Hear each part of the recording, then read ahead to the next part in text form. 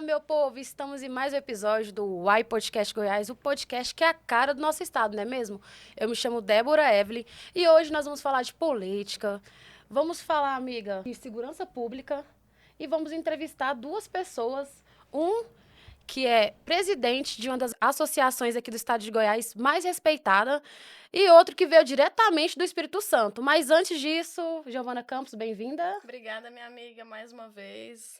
Obrigada aos nossos convidados especiais aí hoje, para falar de um assunto que interessa a todos, né? Segurança pública e política, dois assuntos que interessam a todos. E eu tenho certeza que o papo vai ser muito produtivo. Os nossos convidados têm experiência no assunto, têm local de fala mais do que ninguém para falar sobre, então tenho certeza que vai ser um papo muito produtivo. Subtenente Sérgio, bem-vindo. E Sargento Eugênio também, bem-vindos ao Uai Podcast.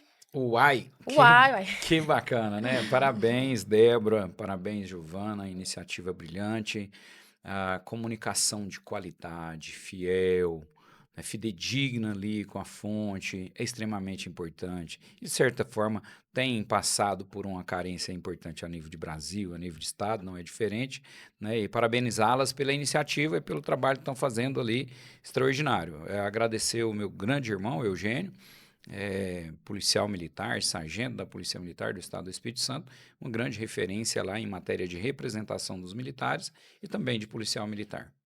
Nós que agradecemos também pela parceria, né, amiga? Sim, com certeza. Nossos maiores parceiros, né? Sim. E a primeira vez que a gente faz em dupla também, né? Sim, Tem isso. verdade. Primeira vez. Ótimo. E polícia só atua de dupla, viu? É Polícia militar verdade. só de dupla. Aqui no Uai também, né? Isso que importa. Para começar, eu quero saber um pouquinho sobre a história de cada um, para o pessoal entender, né, no podcast e também no Uai Notícias. Débora, eu sou policial militar há 28 anos e meio, nasci em uma cidade do interior do nosso estado. Eu falo que é a melhor cidade do mundo.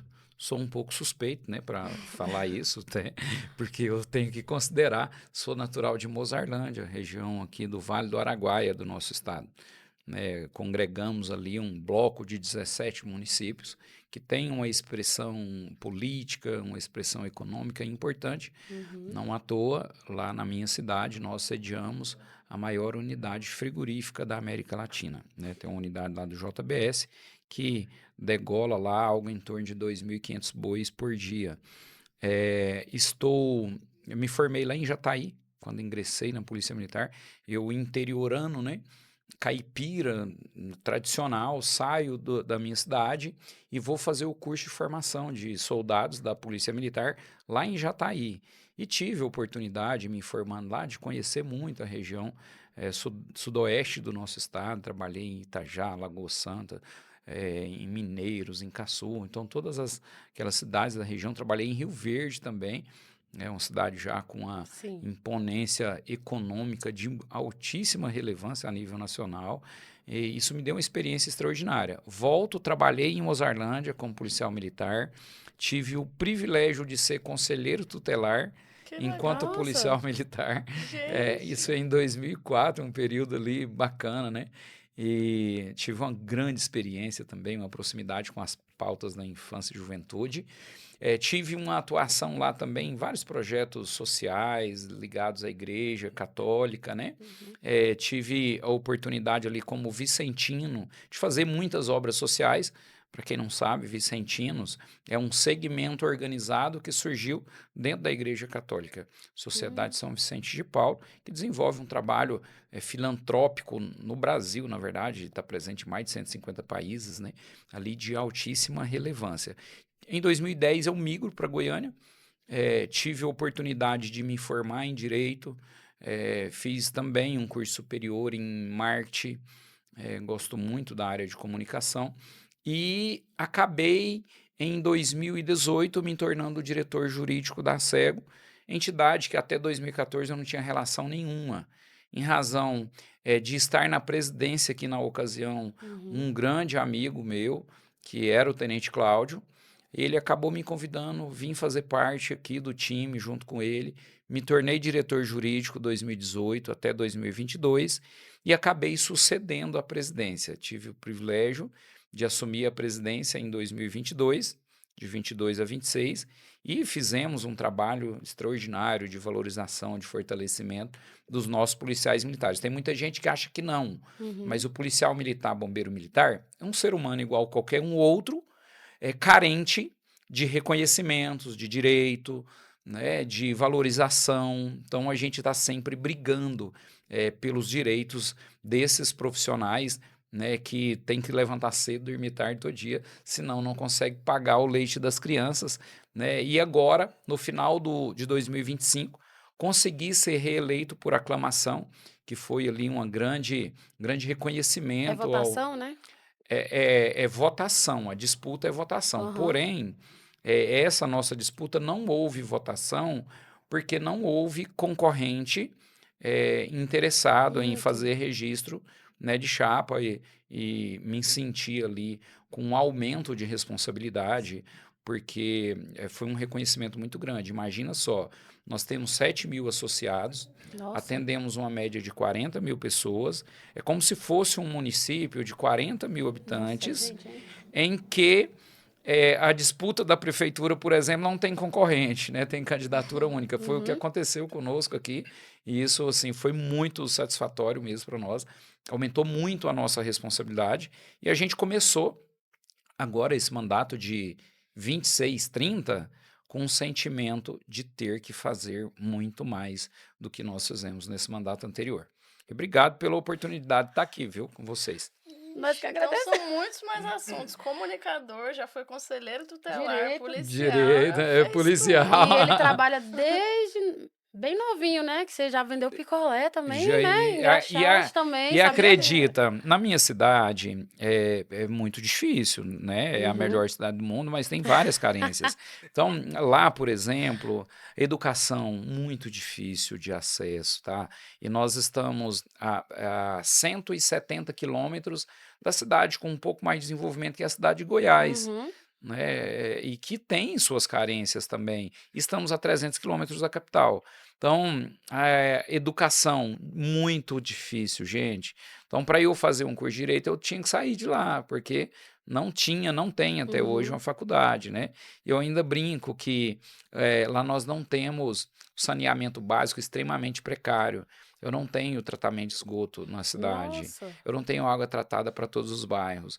Então, isso é um retrato do que vive as cidades interioranas do nosso estado. É uma realidade do Brasil, mas Goiás nós estamos muito atrasados em matéria de saneamento básico, em matéria de infraestrutura, né, de saúde. É muito precário. Nós precisamos desenvolver muito para ficar mais ou menos. E aí, nessa carência toda, eu ia fazer o quê? Então, eu vendi picolé, eu fui engraxate. Vocês não se lembram, né? Que vocês vieram bem depois. Mas era tradicional vender pão. E daquela que você tinha que sair gritando na rua, né? Olha o pão, vocês nunca ouviram isso. Olha o pão. Leite. Olha o pão. Mas Agora é o pão não pão vai caseiro, não é? Pão caseiro? Não, pão da padaria, Ah, pão é? francês. Nossa. Levava em casa. Vocês não são desse tempo. Mas a gente andava aqui assim, um Nasceu retrato. ontem, né? Isso foi até bacana, porque eu ganhei um Legal. condicionamento físico incrível. E esse negócio era feito em uma bicicleta, né? Hoje a popular bike, né? Era uma cargueira, daquela que tem um negoção na frente e atrás, e uma caixa na frente e uma atrás. Então, geralmente, uma com rosca e a outra com pão. E aí a gente tinha que sair pedalando e gritando, olha o pão e a rosca, porque era cedinho, 5 horas da manhã, Nossa. porque as pessoas ouviam você gritando, né, e abria a porta para poder comprar o pão, mais ou menos isso, viu? Aqui tem bagagem, não tem preguiça, né, amiga? Tem bagagem... Aí tem um ainda, eu tive na Rádio Terra com o Thiago Mendes, e aí ele comentando comigo lá que ele tinha sido ajudante de leiteiro. Aí vocês também não vão saber o que é isso, né? O transporte de leite era feito em uma caminhonete com carroceria de madeira. O produtor tirava o leite, colocava em um tambor de 50 litros e deixava ali na porteira, na margem da estrada. E vinha a caminhonete, pegando aquele leite, e quem fazia, eu era muito franzininho, né? Magricelinho, e eu pegava esse leite e arremessava em cima da caminhonete, e descobri que nem tudo na vida é força, Eugênio, né? Que o jeito é muito mais importante do que a força, e quem diria que eu, com aquela ausência de estrutura física, conseguiria arremessar um tambor de 50 litros de leite em cima da carroceria da caminhonete. Eu tive essa oportunidade também, e era um trabalho, assim, muito específico. Tinha que acordar às 1 hora, máximo 2 horas da manhã, porque não tinha refrigerador, igual tem hoje, para conservar o leite. Então, tirava o leite, o sol não poderia esquentar sobre o leite no tambor, Sim. senão estragaria o Não, leite. mas deixa eu te falar uma coisa. Eu sei sim que lá na Redenção até hoje tem. Desse jeito? Aham. Eu vou Sério? filmar e vou mostrar pro senhor. Tem, passa na casa da minha avó, na caminhonete, com leitinho, vai lá. Tem, eu vou filmar e vou te mostrar. E Ó, assim, e aí anos. hoje, aqui em Goiás, hoje é tudo refrigerador, Sim. né? Então fica lá 5 dias, o produtor tira o leite, bota no refrigerador e fica lá 5 dias refrigerado. É isso. E tem mais uma coisinha também que a gente não vai contar agora, para prender vocês para assistir até o final, né? Mas antes, se apresenta, por favor, sargento. Meninas, obrigado pelo convite, obrigado ao Sérgio aqui pela oportunidade. Apesar de estar no Espírito Santo há 39 anos, eu vi o Uai e me identifiquei que eu sou mineiro, então... Uai é sobre você. Falei, também. Uai, falei, então eu já estou em casa. Assim, como o Sérgio também vim de uma infância muito humilde, né? Sou de Minas Gerais, numa cidade chamada Resplendor. Nós não temos todas essas pessoas que tem lá na sua cidade, né? A gente está com 17 mil habitantes, mas minha vida como todo, a maioria dela foi feita no Espírito Santo, né? Meu pai, na época, trabalhava na Vale, era uma das maiores empresas, uma empresa na área de mineração. Uhum. Depois passou na PRF e tal, a gente acabou se radicando ali no Espírito Santo. Estou na polícia já há quase 20 anos, né? 19 anos e um pouquinho, né? Hoje, presidente da Associação das Praças, né, da Polícia Militar e Corpo de Bombeiros Militar pelo segundo mandato consecutivo. Também ocupo a vice-presidência da Nacional. Antes de chegar na polícia também, como o Sérgio, passei por diversas profissões, né? Formado em Química, formado em Telecomunicações, formado em Rádio e TV. Olha só. E por fim, administração, a gente veio pra cá. Amiga, nós temos que ser entrevistados. Pois E aí, sim, tive a oportunidade em 2007 de ingressar na Polícia Militar. De lá pra cá, graças a Deus, me sinto bem realizado pela profissão, né? De poder estar num lugar que eu sempre quis. Depois, realmente, por estar representando os verdadeiros heróis, tanto da sociedade capixaba quanto da sociedade goiânia, né? Os policiais e bombeiros militares são um alicerce, eu falo de sustentação da democracia, da educação, da saúde, não desmerecendo nenhum outra profissão, nenhum outro servidor, mas eu costumo dizer que sem segurança pública nós não temos condições de seguir com o trabalho dentro do Estado. Seja do mais simples, do turismo a atendimento de saúde. Passamos por uma crise na segurança pública em 2017 lá no Espírito Santo que mostrou isso, né? A falta da polícia na rua fez com que o Estado passasse por momentos muito difíceis. Então eu costumo dizer que sem a segurança pública o cidadão ele não consegue sobreviver, né? Nem viver e nem sobreviver. A escola... a educação, caso não tenha vagas em escolas públicas, a pessoa se aperta um pouquinho mais, consegue pagar uma escola particular. Mas segurança pública é para todos, inclusive para nós, né? Profissionais da segurança pública, policiais, nós também dependemos.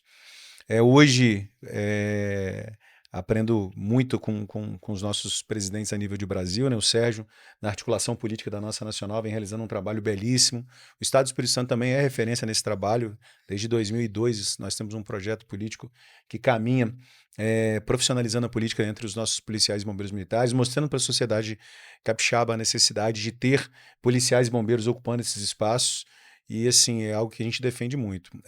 Outro ponto importante que vale muito destacar aqui é que com a mudança, né? Vocês muito novos, o Sérgio falando aqui, eu tô vendo, porque na minha cidade também tinha o pão, tinha o celular com pão, o cesto, enfim, o leite também, o carro de leite, enfim. Mostra a necessidade de alinhar, principalmente nesse momento onde nós vivemos alguns desafios gigantescos, né, dentro da política, o momento de alinharmos a experiência, né, de pessoas que vêm construindo com o novo, com pessoas que realmente querem estar fazendo parte de projetos para que a gente consiga realmente mudança dos nossos estados e também do país. Então, para mim, é uma honra estar aqui no dia de hoje, fico extremamente feliz, tá?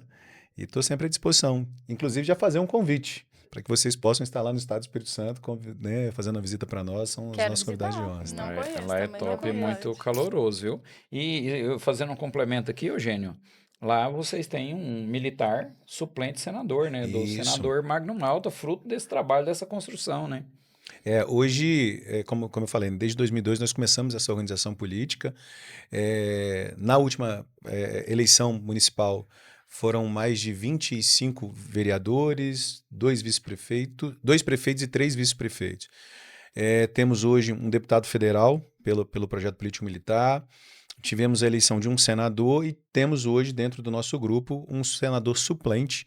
Tudo isso é fruto do trabalho que nós realizamos. Já estamos trabalhando para que em 2026 nós possamos também sair com resultados positivos. E vale ressaltar que em 2026, inclusive até através de pesquisa, segurança pública é o ponto focal de discussão. Então, nada melhor Sim. do que ter profissionais, né, pessoas que estão na ponta, que viveram isso 28 anos e meio. Sou um recruta perto do Sérgio aqui, estou cheirando a gás ainda. Mas para que a gente possa discutir isso aí e dar mais qualidade de vida para o cidadão. Eu fiquei numa dúvida, né? Entre várias atribuições aí dos dois, né? Tanto um quanto o outro tem diversas experiências em outras áreas. Eu queria saber o que levou vocês a escolher pela Polícia Militar. Foi um estopim, alguma virada de chave ou foi algo que já foi construído desde a infância?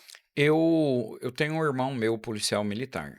Ah, Cidade pequena, pouquíssimas alternativas. Vender pão, né? Vender picolé.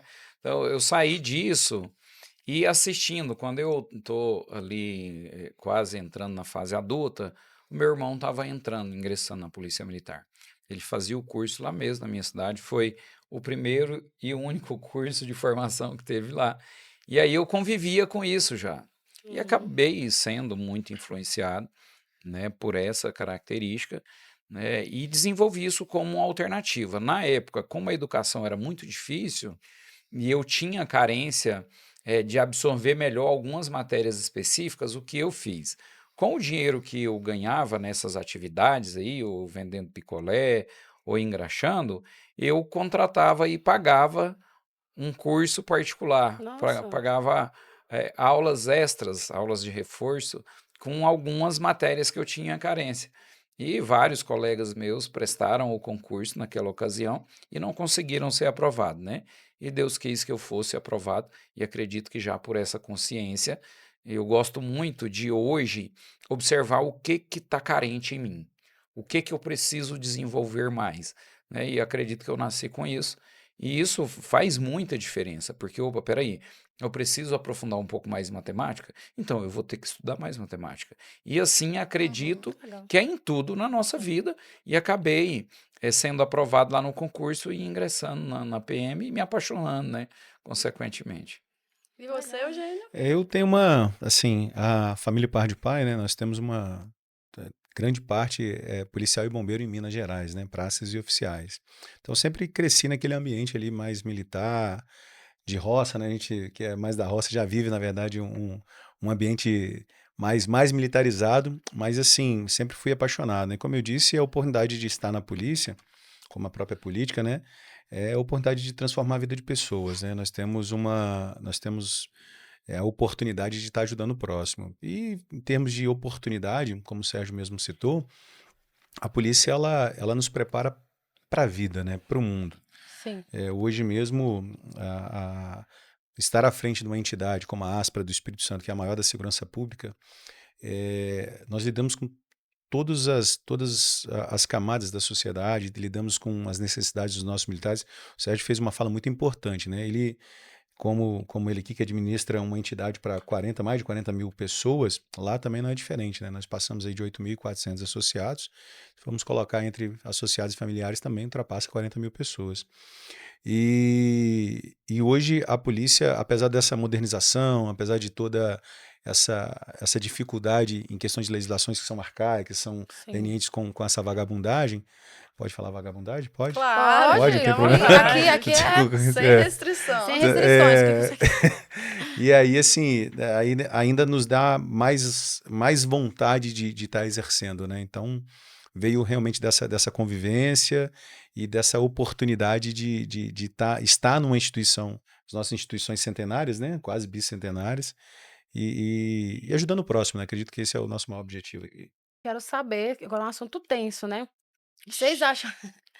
Não tão tenso ainda, amiga, mas ao mesmo tempo tenso. Vocês acham que o criminoso hoje ele perdeu o medo da polícia ou da justiça? O criminoso perdeu em partes, né? A nível de Brasil, a nível de Goiás, ele tem medo da polícia. A nível de Brasil, ele perdeu o medo da polícia, né? E até porque a polícia tem sido algemada pela estrutura, né? Nós assistimos a fala do presidente do Unifisco essa semana, ele dizendo mais ou menos assim: no Brasil é praticamente ou literalmente impossível você fiscalizar determinadas camadas de autoridades em nosso país. Ele falou: é mais seguro eu fiscalizar o PCC, o crime organizado, do que algumas camadas de autoridade no nosso país. Isso demonstra um pouco o que nós estamos vivendo em matéria de segurança pública, né? Quando eu ameaço o policial, ameaço com punição, com prisão. Nós tivemos quantas prisões de militares em Goiás que no final do processo restou-se provado a inocência dele, mas que porém ele foi preso no exercício da atividade. Eu gosto de dizer que se em todas as camadas de profissões da nossa sociedade, se tivéssemos um rigor aplicado, como nós temos a aplicação de rigor sobre a atividade policial, o que seria mais comum era eu ver médicos presos, professores presos. Eu falo porque a tensão e a pressão, a adrenalina na ação policial, ela é incomum nas demais atividades profissionais. Então, você vive sempre em uma margem estreitíssima. E não se trata de vontade, de dolo em errar, em praticar um erro na atuação policial. Além disso, a gente vive uma automatização na condenação prévia da atuação policial gigantesca, especialmente pela mídia. O policial praticou um ato, a primeira coisa que vem é uma condenação. A mídia escracha a atuação policial, desconsiderando todos esses fatores aqui de adrenalina, né, de margem de erro mínima. Já assistimos vários testes, por exemplo, com uma arma, com um simulacro, em que a olho nu não é possível você chegar à conclusão se aquilo se trata de uma arma de fogo ou de um simulacro, por exemplo. E é essa configuração que o policial encontra para agir. E quando vem ali os julgamentos, as acusações, Ministério Público, Poder Judiciário, eles têm todo o tempo do mundo, tem perícia, tem laudos periciais para analisar, para chegar à conclusão. E o julgamento da atividade não considera isso, né? Nós temos erros médicos gritantes. Você não vê um médico preso pela prática de um erro, por mais grotesco que ele seja, como, por exemplo, esquecer um instrumento dentro do paciente, né, na hora do procedimento cirúrgico. Então, nós precisamos, aqui em Goiás a gente vive um pouco disso, e é preciso fazer esse reconhecimento. O atual governo de Goiás dá sim um reconhecimento moral, falta o reconhecimento material, em que encorajou as forças de segurança na atuação contra o crime. Eu gosto de dizer que Goiás não é uma ilha em termos geográficos, comparando o Brasil. Inclusive, as nossas fronteiras são quase todas secas ou por um rio que você atravessa a nado, né? E isso, olha para você ver, eu não tenho fronteiras seguras no estado de Goiás, porém o crime dentro do nosso estado hoje está muito controlado, o que a gente não assiste em outros estados, Sim. né, que às vezes, inclusive, faz fronteira com o nosso estado. Então, por que que isso acontece? A legislação, como o Eugênio falou, é uma só, que ela é federal, né? Agora, por que que o marginal não atua aqui hoje com tanta liberdade? Por medo da polícia. Agora, só tem medo da polícia porque houve aqui em Goiás eu vou dizer aqui, um rigor da administração pública, das instituições, ao criminoso, não ao policial. Quando você vê um Estado que aumenta o rigor contra o policial, o crime vai subir. O senhor é a favor das câmeras corporais? É ridículo as câmeras corporais, é ridículo, né?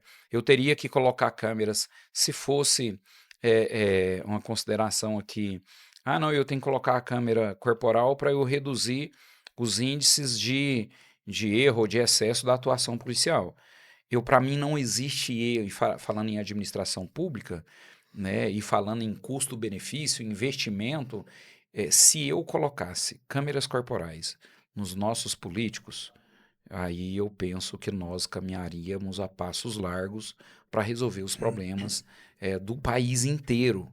Porque hoje o que eu mais vejo são atos praticados pelas autoridades políticas. O que eu mais vejo aqui é sigilo aplicado. Sigilo aplicado no caso do Banco Massa, sigilo aplicado nisso, sigilo no voto do parlamentar. Então, gente, ele exerce uma atividade de interesse público e foi eleito para isso.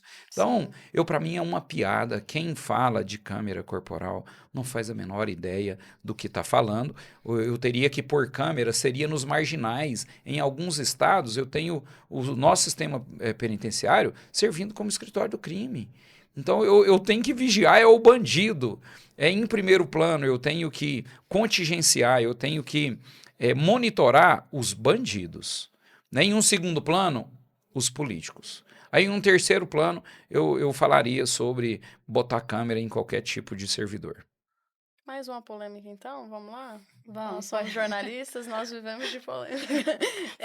Tá Polícia de Goiânia, é o novo nome da GCM agora, né? Isso. Tem até uma disputa judicial aí Sim. sobre, o Ministério Público não gostou. E muitos policiais também não gostaram, né, amiga? Eu queria Sim. saber o que vocês acham disso, qual que é a opinião dos dois. Deixa eu só fazer, né, desse último assunto que o Sérgio comentou, Claro.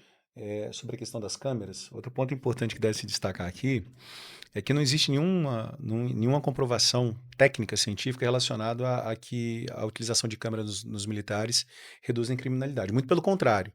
Existem estudos que provam que a criminalidade ela fica ainda mais folgada diante desse monitoramento dos policiais, das forças de segurança pública. Então, sim, é algo que é colocado para ser utilizado por quem está na ponta trabalhando, não se discute com quem realmente representa as categorias, não se discute com quem está na ponta, e são pessoas que ficam atrás de uma mesa, aí ficam definindo a segurança pública. Então, assim, é complicado, muito complicado esse tipo de monitoramento, muito complicado esse tipo de ação, que, assim, até nos leva a pensar que está a serviço do próprio crime, né? Então, vamos monitorar as forças de segurança pública, porque aí, assim, eu consigo dar mais musculatura para o crime. Então, é bom deixar isso bem claro, que não existe nenhuma comprovação técnica científica que a câmera realmente ela reduz nenhum tipo de criminalidade. Outro ponto importante sobre a questão do crescimento da criminalidade, como vocês comentaram aqui. O Sérgio, a fala dele foi perfeita. Eu só acrescentaria o seguinte: hoje, os nossos policiais a nível de Brasil, eles são realmente extremamente bravos, né? São aqueles caras que estão ali, não sendo a última barreira entre a criminalidade, entre o mal e o bem, vamos colocar assim. Nós somos a única barreira contra o crime. Não existe outro, me perdoe, né? Mas não existe outro servidor que é a última barreira. Nós estamos no estado do Espírito Santo, nos 78 municípios do estado, 24 horas por dia. Aqui em todos os municípios do estado de Goiás, 24 horas por dia. Enquanto o povo goiano dorme, o policial e o bombeiro militar está na rua protegendo. E quem assina um contrato no dia da sua formatura, no dia da sua... né, que ele coloca os pés na corporação, ele assina um contrato com o Estado, dizendo que ele é capaz de dar a própria vida pelo próximo, esse cara precisa ser valorizado. Então, a gente precisa deixar isso bem claro. E as legislações, elas interferem muito nisso. E tudo que se trata de legislação voltada para o crime, e aí é por causa disso que o crime organizado vem crescendo, a bandidagem está folgada. Você tem um ex-ministro da Justiça que diz que o policial prende mal. Você tem um presidente da República que diz que o usuário, o traficante é vítima do usuário. Nós precisamos mudar a Casa de Leis em Brasília. Nós precisamos ter essa consciência de que as leis que regem o país, de uma forma geral, elas nascem em Brasília. Precisamos ter pessoas comprometidas com a segurança pública. Precisamos ter pessoas comprometidas com a sociedade, porque senão nós vamos continuar enxugando gelo. E aí, infelizmente, a maioria das pessoas elas não conseguem enxergar, porque ela só vai enxergar quando chega nela, quando tem um parente assaltado, quando alguém, infelizmente, é vítima de um homicídio, os crimes de feminicídio, os crimes de Maria da Penha, enfim, diversos crimes que não é soltando balões brancos, andando de bicicleta, caminhada da paz que vai resolver. Então a gente precisa de legislações mais fortes e precisamos de pessoas comprometidas em Brasília para que isso aconteça, né? Sobre a questão das guardas, realmente é um ponto que tem sido discutido muito, né, Sim. a nível de Brasil, não só aqui em Goiânia, né? A gente tem acompanhado de perto, a Nacional faz esse acompanhamento, porque enquanto a segurança pública se divide, o crime ele se organiza. Ele se ajunta, então ele vai estar ali contra, e aí quem vai sofrer somos nós, estamos lá na ponta, inclusive correndo o risco de perder a vida, né? Então acredito que isso precisa ser muito bem discutido, isso precisa ter um trabalho onde que nós possamos ter a oportunidade de cada um dentro das suas competências, né? Fazer um trabalho conjunto né, de combate ao crime organizado. E realmente é um assunto bastante polêmico, não é um problema só aqui de Goiânia, a gente tem enfrentado isso em outros estados. Lá no Espírito Santo, como eu disse, a gente tem monitorado isso bastante, tem conversado com as autoridades políticas, buscado um entendimento, porque o que nós queremos nesse momento, o que nós menos queremos nesse momento, é a divisão das forças de segurança pública, né, Sérgio? Eu penso até, pegando aqui um gancho e falando aqui mais para quem está nos acompanhando, né?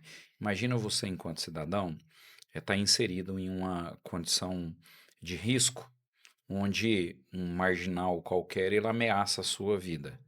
Imagina você, um policial militar, que vai atender essa ocorrência para te salvar, ele está com uma câmera corporal e a dúvida dele vai imperar sobre se ele está agindo ou não dentro da legalidade. Hoje, um dos maiores problemas que nós temos é a incidência de processos judiciais, administrativos, sobre a atuação do policial. A nossa legislação é extremamente rigorosa. Então, assim, para todo cidadão, para você que tem dúvida, né, não defenda a utilização de câmera corporal no policial. Eu preciso de um policial encorajado. Na hora que ele for atender a minha ocorrência, que eu estou sendo vítima, eu preciso que ele chegue e resolva o problema. Porque, afinal de contas, esse marginal que está tentando contra o cidadão de bem, ele tem que ter tratamento duríssimo, sim. Falando sobre a questão das guardas, tudo isso começou com uma proposta de emenda à Constituição, a PEC 18, em que trouxe ali um texto extremamente equivocado na origem, tá? Não atacando em nada os graves problemas, os problemas macros de segurança pública do nosso país. E, além disso, trouxe um ponto totalmente polêmico, ao meu ver, única e exclusivamente para gerar divisão entre agentes de segurança, militares e guardas municipais. Eu conheço um tanto quanto a realidade das guardas do nosso estado. Gente, e eu considero um absurdo, falando pelos profissionais das guardas, a ausência de estrutura de carreira, estrutura jurídica, estrutura física, material. E aí eu venho e gero uma ilusão nesses profissionais de quem, dando o título de polícia para eles, eu estaria empoderando. Além de dar o título de polícia, dando uma subjetividade de competência da atuação, da atividade que hoje é exercida constitucionalmente pelas polícias militares. Para mim, esses são os grandes problemas. Problema nenhum em intitular qualquer categoria de polícia. Agora, as prerrogativas, as atribuições de cada categoria precisa ser definida. Porque senão, na hora que você, cidadão, eu vou ligar para a polícia atende, não, liga para a guarda. Gente, nós não merecemos isso. Não é para o cidadão, isso aqui não interessa em nada ao cidadão. As guardas fazem um trabalho incrível hoje, de muita relevância para a nossa sociedade. E, para mim, são merecedores de reconhecimento. Agora, eu preciso começar esse reconhecimento com a estruturação dessas instituições. eu preciso dar condições de trabalho, eu preciso discutir um piso salarial. Eu tenho, por exemplo, um município, eu não vou mencionar o nome, aqui no estado de Goiás, que tem um efetivo de aproximadamente 800 homens nas guardas municipais. Os profissionais que compõem os quadros dessa instituição, eles são os mais diversos. O guarda que foi contratado, não existe uma definição organizacional, jurídico-organizacional da instituição. Então, eu entendo, assim, que sair, vocês agora ali do jornal são polícia, vocês dali são polícia. Tá? Só um exemplo aqui. Para mim, não é sobre isso. Inclusive, há uma desconsideração à relevância da atribuição da atividade que as guardas hoje realizam em matéria de segurança pública. Eu entendo, assim como o Eugênio falou aqui na matéria anterior, tem que sentar todo mundo à mesa, os operadores. Não senta gente de escritório, senta pessoas, senta representantes, senta pessoas da ponta e organiza um debate importante. Eu não tenho urgência nenhuma em acelerar a instituição dessa mudança da Constituição. Sim. É porque, para mim, o maior interessado em matéria de segurança pública é o cidadão. Aí eu vou instituir a guarda como polícia. O que isso muda para o cidadão? Então, para mim, é um desrespeito à matéria, inicialmente aos guardas municipais, que fazem um trabalho incrível, um desrespeito ao cidadão que vive hoje refém do crime organizado, um desrespeito ao povo, às instituições, depois às instituições militares. Nós temos que levar o país a sério, o nosso parlamento, o nosso governo federal, os nossos governos de estado têm que levar a problemática de segurança pública a sério. Só assim nós vamos conseguir evoluir e prestar um serviço mais qualificado ao cidadão. Política? Por favor. A bomba, do momento, que é Ana Paula Rezende, vice do Wilder. Quero saber a sua opinião de vocês, E também eu queria saber qual que é a sua opinião sobre a gestão do Ronaldo Caiado no nicho de segurança pública.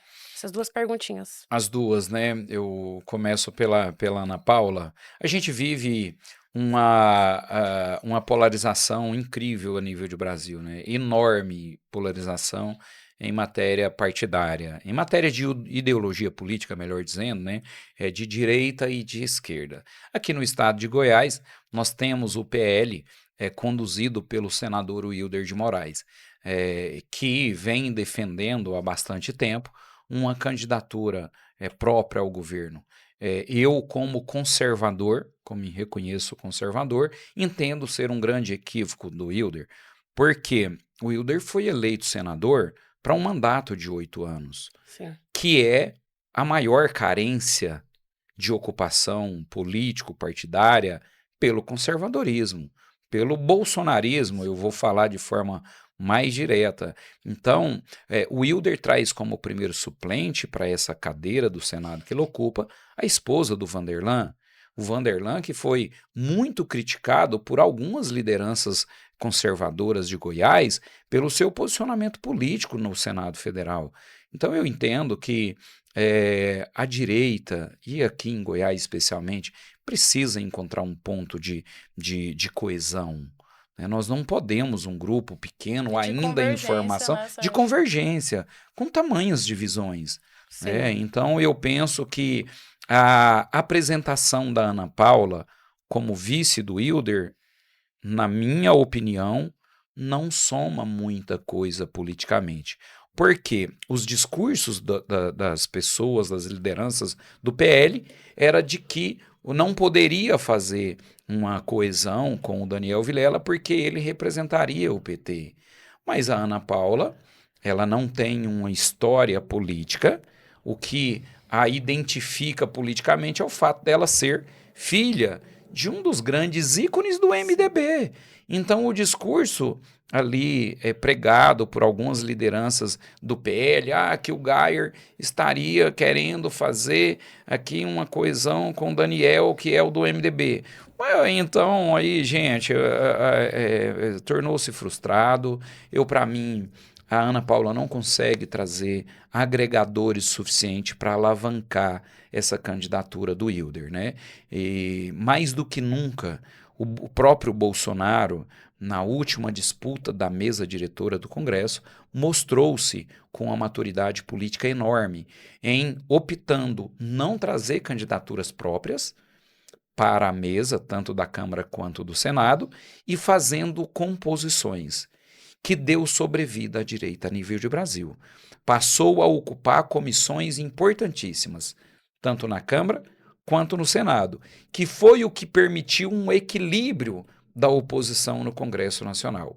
Eu entendo que todas as lideranças de direita precisam amadurecer, precisa ter esse nível de amadurecimento.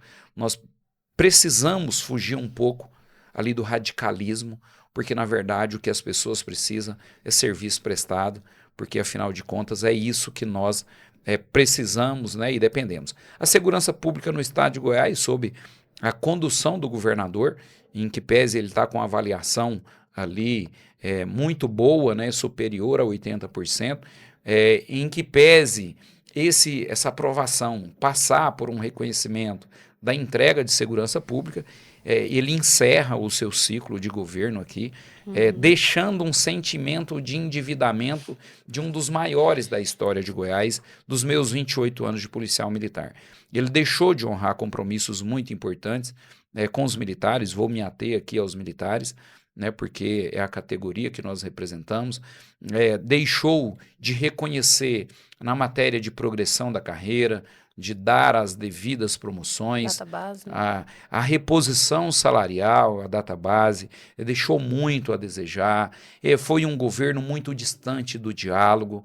Eu entendo que o governante nos dias atuais é inaceitável ele não ser dado ao diálogo, porque ninguém é tudo, não é uma ditadura, tem que dialogar sim, né? E eu vejo aqui um grande equívoco do governador Ronaldo Caiado na condução aqui das políticas públicas voltada para os agentes de segurança pública, que deu o reconhecimento para ele a nível nacional. Ele está encerrando esse ciclo, devendo muito aos militares. Não sei se ele terá a oportunidade de corrigir isso que eu em ia um falar. outro ciclo. Será que vai dar tempo? Nesse agora Eu não, acho que não, nesse hein? agora não dá tempo, né? Porque só se ele voltar a ser governador em outra ocasião. Já Nessa viu não isso? dá, É não. igual o marido. É minha esposa. É minha esposa, mas não valoriza. A O polícia presente minha, ele dá mas pra valoriza. outra. Mas o presente dá pra outra. Já. É que é minha esposa, eu amo, a polícia... mas o presente dá pra outra. Exatamente. Qual que é a sua opinião sobre? Eu quero saber. O quê? Do Hilder e da Ana Paula. Minha opinião? Porque se a Ana Paula é vice, o Bolsonaro deu o ok dele também, né? A minha opinião é que muda o jogo, né? Muda Você acha pouco que na muda? minha visão, porque a Ana Paula pode, como bem disse o Sérgio, ela não parece ter muita capacidade de agregar, né? Mas como é muito novo, eu não posso julgar também como jornalista. Pode ser que ela traga alguém do MDB, algumas lideranças com ela, não sei. Ninguém foi na reunião, Pode né? ser que pelo fato dela ser uma mulher também, né? Uma mulher na vice, pode agregar algo também, não sei. É muito novo ainda, né? Pra gente definir algum futuro político. Mas que foi um choque, foi. Foi um choque. Agora, sim, o cenário, ao meu ver, não muda. Não, né? Ficou fraco. A sua Bem. opinião, Eugênio, sobre os bastidores aqui da política Pelo goiana? pelo que o Sérgio tem comentado comigo, sempre acompanhando, até dia 4 de abril tem muita água passar debaixo da ponte.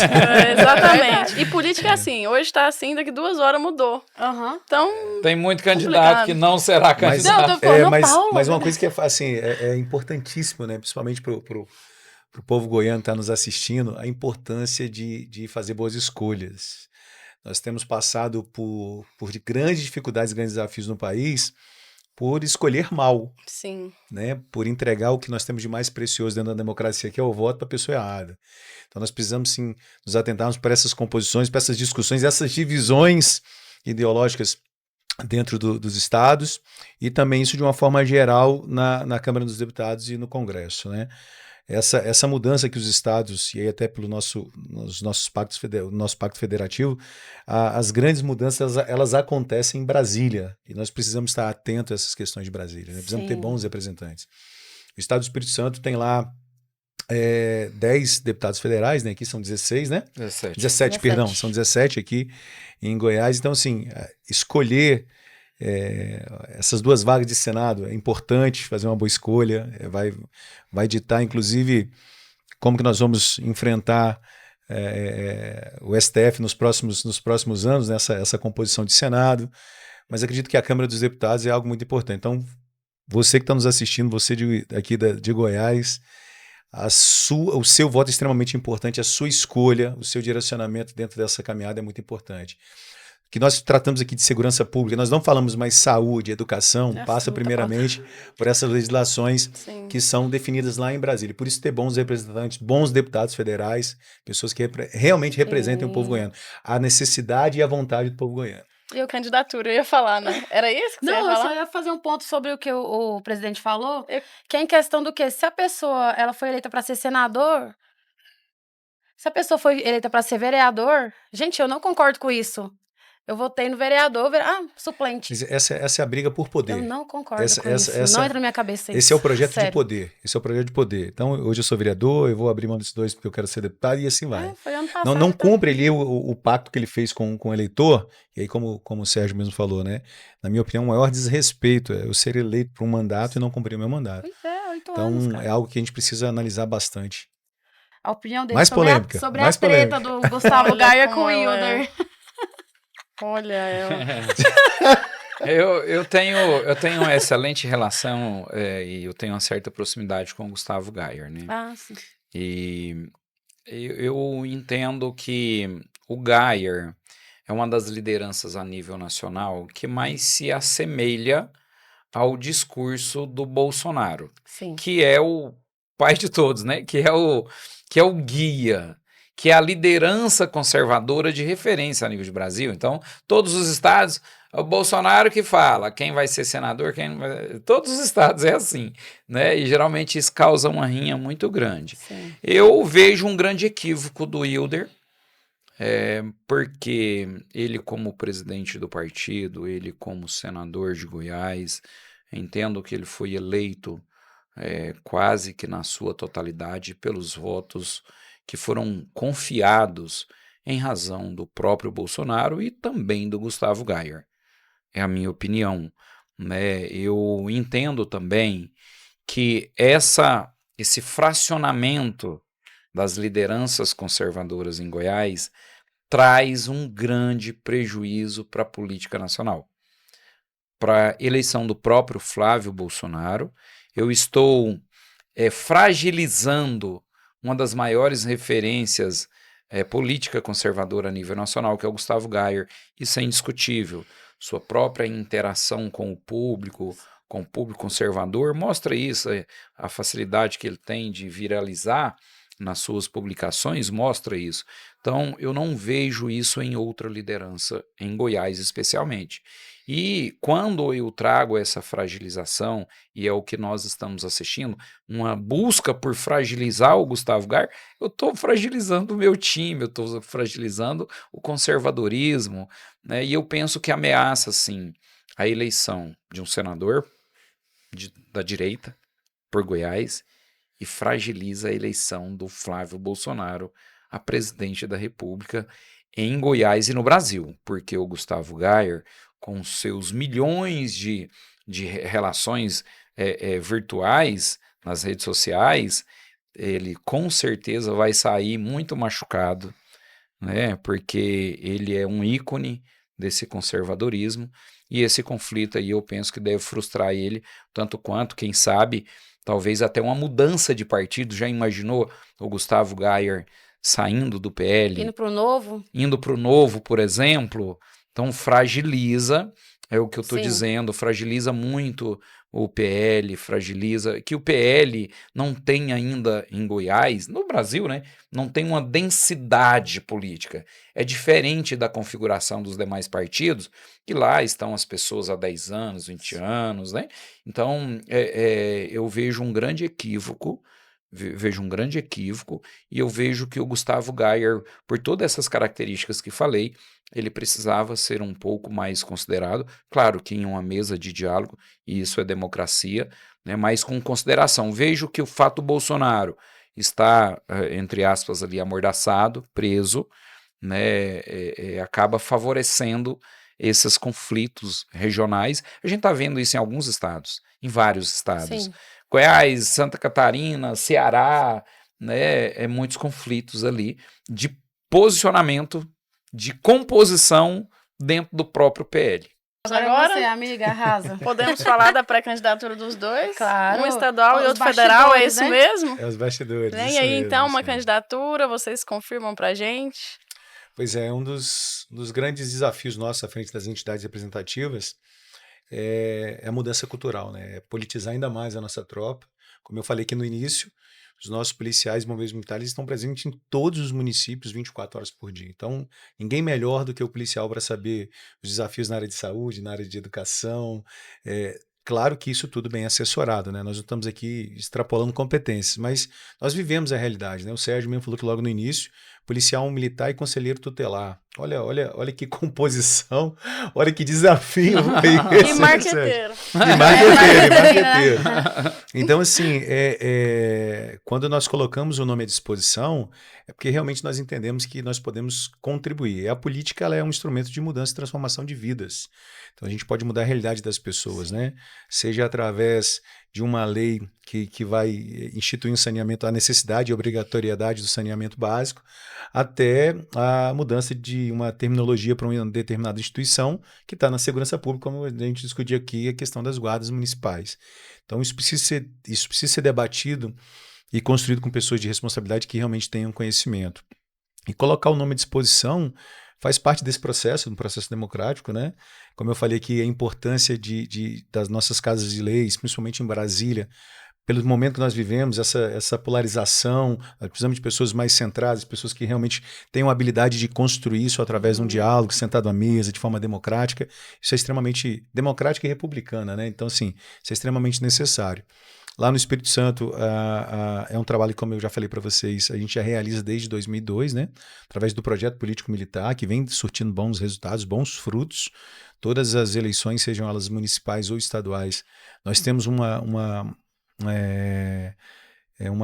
que eu vou dizer, uma participação muito importante, né? E não só com os militares, mas também agregando a nossa força a outros candidatos da sociedade civil, mas que entendem a necessidade e o poder que os militares têm dentro dessa composição. Então, estou com o meu nome lá à disposição, né?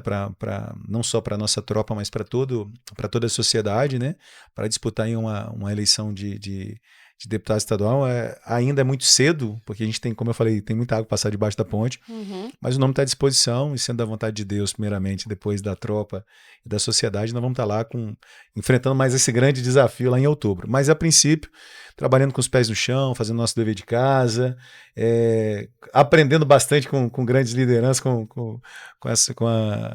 não só a nível de Estado do Espírito Santo, mas a nível de Brasil. Mas estamos disponíveis. Sei que é cedo, né? Mas já tem algum partido em vista, assim, se você pudesse escolher, qual que escolheria? De esquerda, de jeito nenhum. PT? Nós temos um trabalho, aliás, nós temos uma legislação que nos permite fazer essa escolha até a data das convenções, né? Sim. Só que assim, a gente vem construindo lá no Estado, como eu falei, né, com a tropa, ouvindo as lideranças da tropa, ouvindo a sociedade civil, para que a gente possa fazer a melhor escolha para realmente participar do pleito, né? Com a chancela, vamos colocar assim, né? Chancelado de forma bem clara e objetiva dentro do projeto como um todo. É um projeto que se constrói a várias mãos. Enfim, estamos conversando. Ainda não tem nada decidido, não, mas estamos conversando com todo mundo. É importante. Presidente Sérgio. Sacerdócio.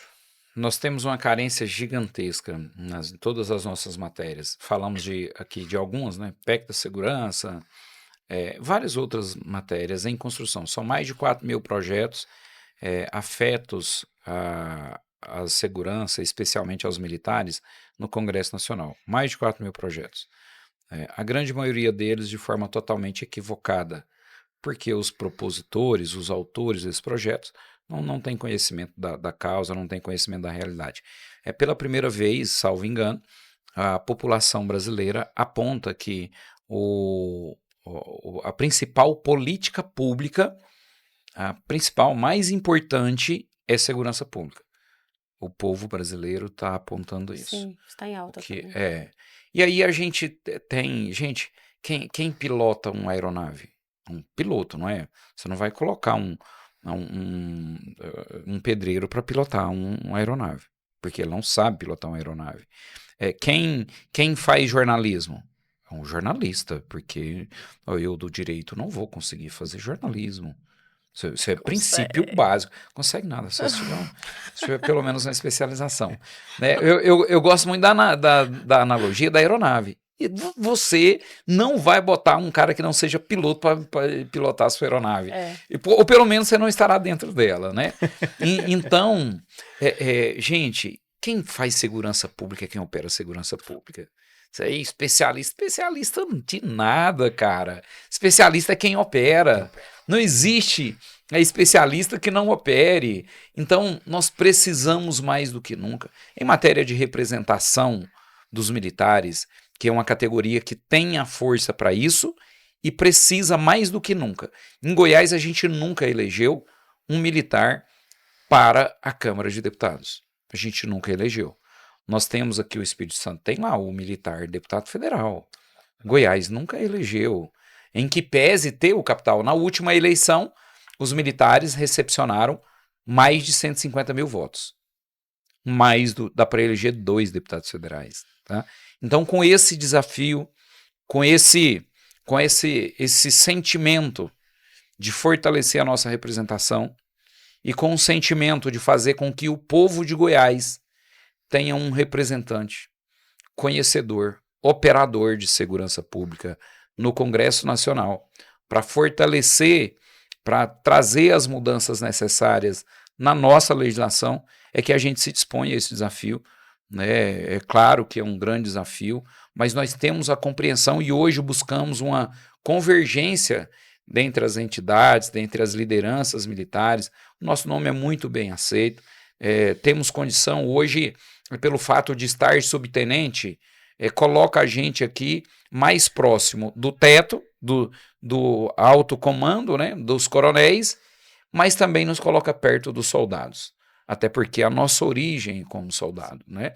E hoje estamos subtenente. Então, porque geralmente, quando candidata-se um coronel, ele tem muita dificuldade de conectar politicamente na base. Então, hoje, a função que nós estamos como subtenente nos dá mais vantagem para isso, além do nosso próprio perfil de dialogar, de construir, de respeitar e valorizar todas as lideranças, nos coloca em uma condição de alcançar uma convergência e trazer uma candidatura nossa a deputado federal muito provável, muito promissora. E a gente aprendeu a acordar cedo, essa atividade de venda de pão, de assistente especializado lá do transporte de leite, né? Nos deu muito pique para trabalhar. E a gente tem acordado cedo todo dia, dormido tarde, rodado bastante, visitando todas as cidades do nosso estado, e nós vamos encerrar o período de campanha tendo visitado os 246 municípios, e o que é incrível, cada lugar que a gente vai, independente do tamanho da cidade, nós temos alguém para nos esperar na entrada da cidade, para pegar na nossa mão e nos apresentar para cada pessoa, né, para cada liderança ali daquele município, e nós acreditamos muito, eu acredito muito, que a gente encerra esse processo eleitoral elegendo pela primeira vez um representante legítimo dos militares estaduais ali na Câmara de Deputados. E nós vamos fazer história. Então o senhor é estadual? Para deputado federal. Ah, federal. Para deputado federal. Eu tenho falado que tem 2 sentimentos que me movem nesse processo. O primeiro é alcançar o mandato. E o segundo é fazer o melhor mandato que um deputado federal já teve em Goiás, até porque nós temos conhecimento, não é só de segurança pública, como o Eugênio falou aqui, nós relacionamos cotidianamente com todos os níveis sociais da nossa sociedade, sabemos muito de educação, de infraestrutura, de saúde, né, de segurança, de infraestrutura, e isso me dá plena convicção de que faremos o melhor mandato que um deputado federal já fez pelo estado de Goiás. Desejo muito sucesso para os dois. Vai ser a discussão da política, vai ser segurança pública esse ano, né? Como, amiga. Dos grandes gargalos aí do governo federal e Sim. que vocês tenham muito sucesso. E, infelizmente, já chegamos ao fim, né, amiga? Senão, É, assunto aqui não falta, né?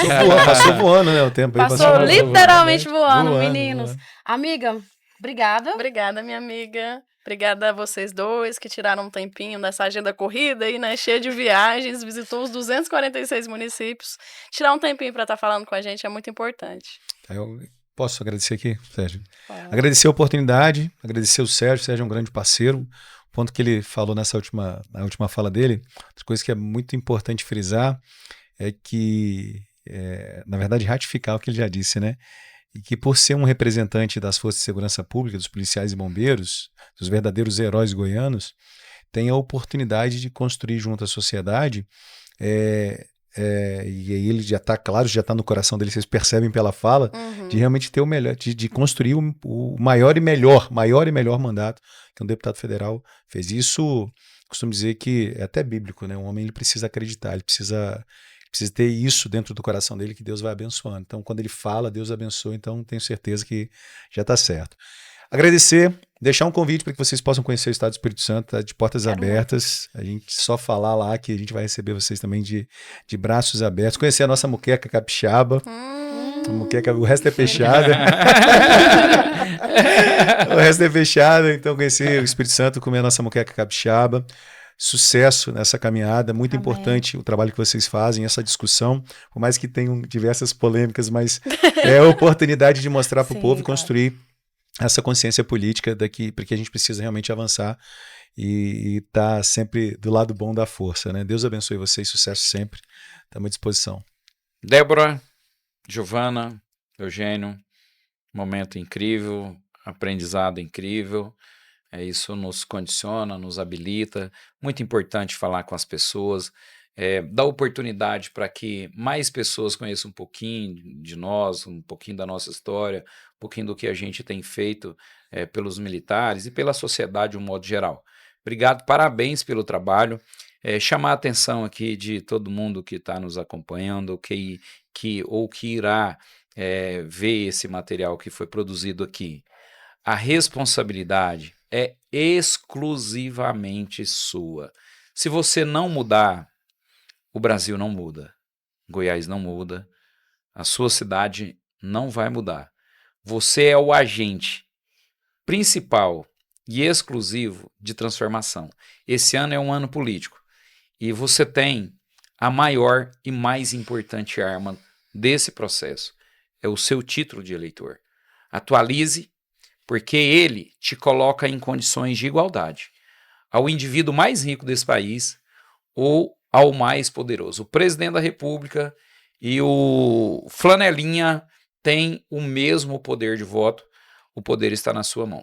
Meninos, obrigada de verdade, as portas estão sempre abertas. Eu queria agradecer ao Sérgio em especial pela oportunidade, pela parceria, né, amiga? Sim, se a gente existe aqui hoje, Por conta do... por conta do Sérgio, né? Esse espaço incrível aqui que a gente apresenta. Obrigado, Sérgio. E, Que bacana. pessoal, espero que vocês tenham gostado. Se vocês têm dúvida, pode deixar nos comentários que o Sérgio responde, o Sargento responde também, né, amiga? Sim. E até a próxima, o iPodcast Goiás, a conexão certa para quem busca a verdade. Até a próxima. Até a Uai. próxima.